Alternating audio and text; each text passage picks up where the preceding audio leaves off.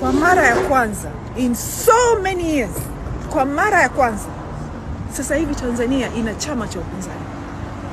Kwa mara ya kwanza sasa hivi Chadema ndio imekuwa chama cha upinzani. Lakini CCM inajaribu whatever they can do kuirudisha Chadema iwe inashirikiana na CCM. Huu mchezo wanaocheza hapa sasa hivi. Yani inabidi kwanza muangalie the whole thing, kwamba mpaka CCM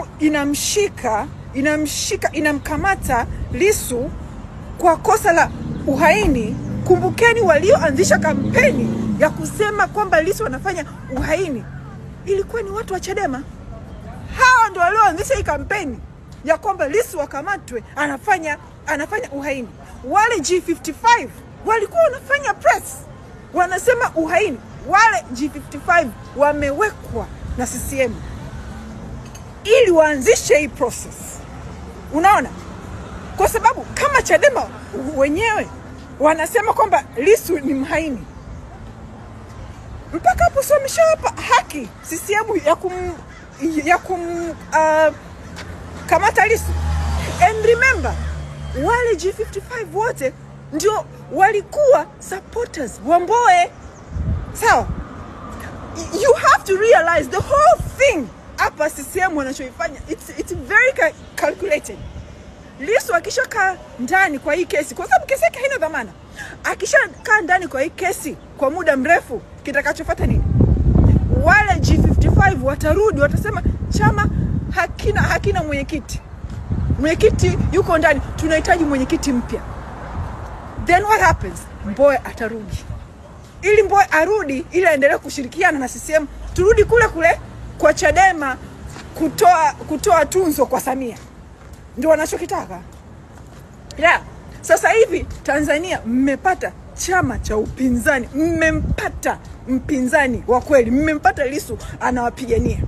Msikubali Chadema ikamrudisha Mbowe pale. Kwa sababu tutarudi kule kwenye kutoa tunzo kwa Samia. Ndio tukaporudi, tutarudi kule kwenye tufanye maongezi. 20 years mmeshindwa kufanya maongezi. It's time to try something else. Hauwezi miaka yote mtu unafanya kitu kile alafu ukategemea matokeo tofauti. You cannot do the same thing. You have to try something else. Hiyo njia yao ya Mbowe ya kufanya maongezi, ya kutumia busara, haijaleta mafanikio yoyote. Sana imewarudisha nyuma. Chadema walikuwa wanabunge wangapi before? Leo wanabunge wangapi? 0. That means what you're doing is not working. It's time to try something new. Lissu amekuja na something new, kwamba sasa hivi ni muda to fight, tupambane, tuache maongezi. Wale G55 wanataka waturudishe kwenye mambo ya maongezi. Yani ngoja niwaambie, yani you need to understand kwamba wale G55 ni kazi ya CCM, because wale G55 wanachokiongea hakina points. It's 0. Kuna huyu mmoja jana sio juzi, whatever his name is, nimeshamsahau, aliongea akasema kwamba hii issue ya no reforms, no election imeua ndoto za watu wengi, ndoto zao za ubunge, sio ndoto zao za nini.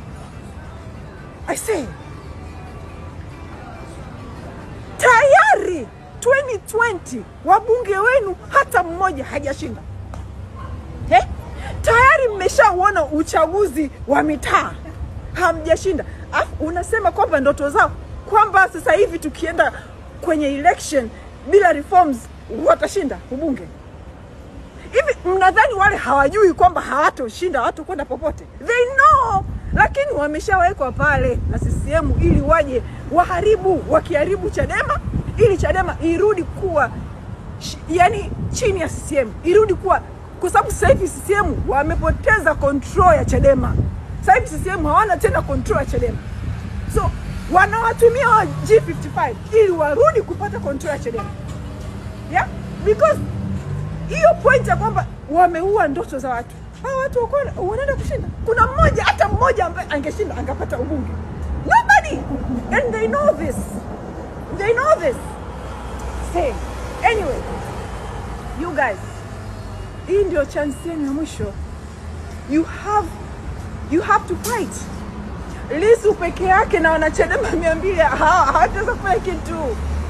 Acheni kutype kwenye mitandao, acheni kuweka comment za hasira, CCM this haisaidii kitu.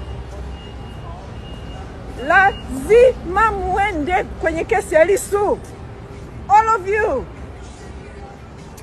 I say, mnanyuzi. Stupid.